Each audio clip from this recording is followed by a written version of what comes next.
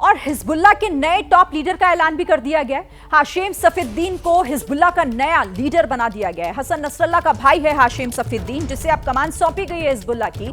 Nasrallah के बाद हाशिम ही अब हिजबुल्लाह की जिम्मेदारी संभालेगा। तो टॉप लीडर, नया लीडर हिजबुल्लाह का घोषित कर दिया गया है और वो कोई और नहीं बल्कि नसरल्लाह का ही भाई बताया जा रहा है, जिसका नाम है Safieddine, Hashim Safieddine, Hassan Nasrallah का भाई, जो अब हिजबुल्लाह की जिम्मेदारी संभालेगा।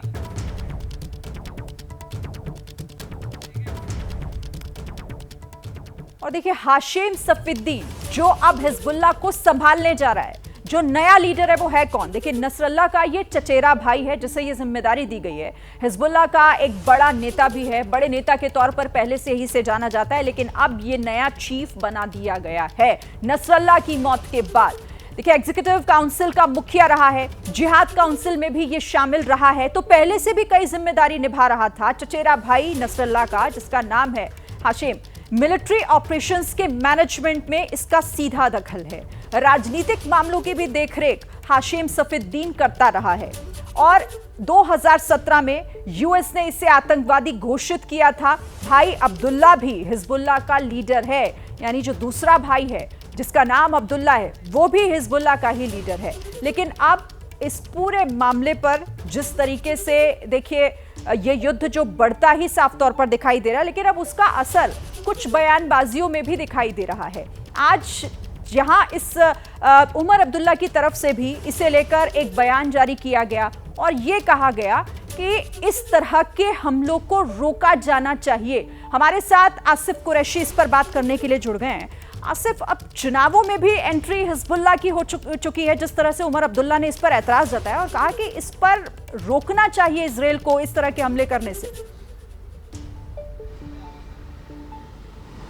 शीरीन, देखिए, जम्मू कश्मीर में भी देखें तो एक बड़ी जो आबादी का एक हिस्सा है वो शिया समुदाय से है और कल जिन जगहों पर चुनाव होने हैं उनमें भी शिया समुदाय का वोट बहुत ज़्यादा है। ना सिर्फ उमर अब्दुल्ला, मैं बता दूं कि महबूबा मुफ्ती ने तो अपना चुनाव प्रचार ही स्थगित कर दिया, जबकि पीपल्स कॉन्फ्रेंस के इमरान अंसारी ने तो प्रचार में गाना बजाने और नारेबाजी तक प्रतिबंध लगा दिया, जबकि नेशनल कॉन्फ्रेंस के श्रीनगर के सांसद आगा रूहुल्लाह मेहदी ने भी अपना चुनाव प्रचार स्थगित करके उन विरोध प्रदर्शनों में हिस्सा लिया जो इसराइल के खिलाफ और हिजबुल्लाह के हक में यहाँ पे जो ऑर्गेनाइज किए गए थे।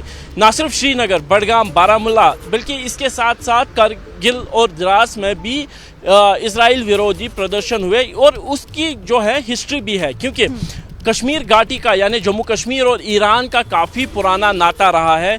1980 में जो आयतुल्लाह खुमैनी थे वो कश्मीर जब आए थे तो यहाँ पे उन्होंने काफ़ी ज़्यादा जो शिक्षा को लेकर जोर दिया था। उसके बाद से ही हिजबुल्लाह का दखल यहाँ की स्थानीय राजनीति में रहा है और हर जो भी यहाँ पे विरोध प्रदर्शन होते हैं उसमें हिजबुल्लाह के झंडे भी देखे जाते हैं और इसमें भी चुनावी राजनीति का गणित कहीं ना कहीं हावी हो रहा है। इसी वजह से इस तरीके के बयान सामने आ रहे हैं। बिल्कुल, इस पर हम आगे भी बात करेंगे, आप हमारे साथ रहिए। लेकिन नसरल्लाह के अंत के बाद हिजबुल्लाह ब्रिगेड एक्टिव हो गई है और सीधे तौर पर एक्शन में दिखाई दे रही है हिजबुल्लाह की सबसे खतरनाक यूनिट।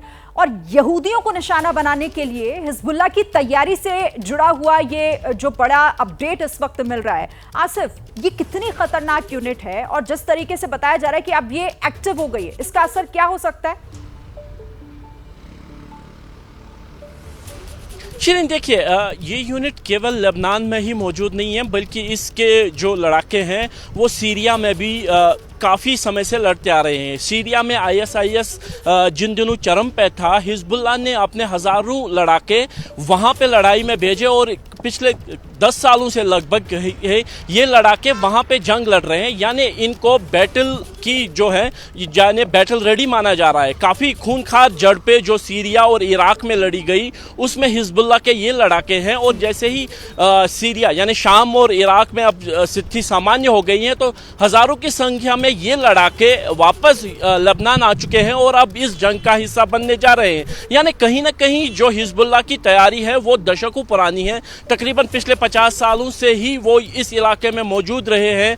एक जो जिसको कहते हैं कि स्टेटलेस फोर्स, यानी जिनका कोई देश नहीं है, देश के बगैर दुनिया की नंबर 1 ऑर्गेनाइजेशन हिजबुल्लाह को माना जाता है और कई देशों में फैला हुआ है, ना सिर्फ सीरिया, इराक, बल्कि ईरान के साथ साथ जो यमन में भी है हिजबुल्लाह के लड़ाके लड़ रहे हैं और वहाँ पे जो जिस तरीके की एक्सपर्टीज़ उनको हासिल है, अब उसका इस्तेमाल वो लेबनान में करेंगे, इस बात की पूरी संभावना है। और ठीक है। इस युद्ध के लेबनान के भीतर भी बड़ा होने की इस वजह से भी आशंका है क्योंकि लेबनान खुद जहाँ पे पॉपुलेशन है शिया और क्रिश्चियन हैं, तो उनके बीच में 70 की दहाई में एक खूनी जंग लड़ी गई थी, उसके दोबारा होने की भी आशंका बढ़ रही है। अगर इसराइल की तरफ से सदर्न लेबनान पे जो अटैक किया गया और हिजबुल्लाह और उसके बीच में डायरेक्ट जंग हो गई, तो कई और देश इस चपेट में आ सकते हैं, जिसमें प्रमुखता सीरिया और दिखाई दे रहा है। जिस तरह की खबरें निकलकर सामने आ रही हैं कि तैयारियां हिजबुल्लाह भी कर रहा है और इजराइल भी अपने जो एक्शन है, जो हमले हैं, वो लगातार नॉन स्टॉप उसके भी जारी हैं।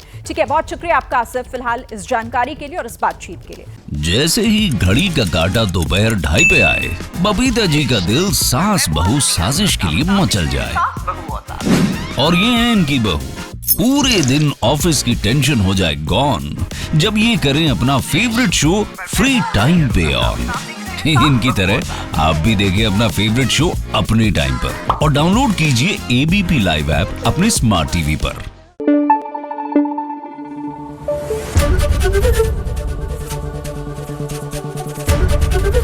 एबीपी न्यूज आपको रखे आगे।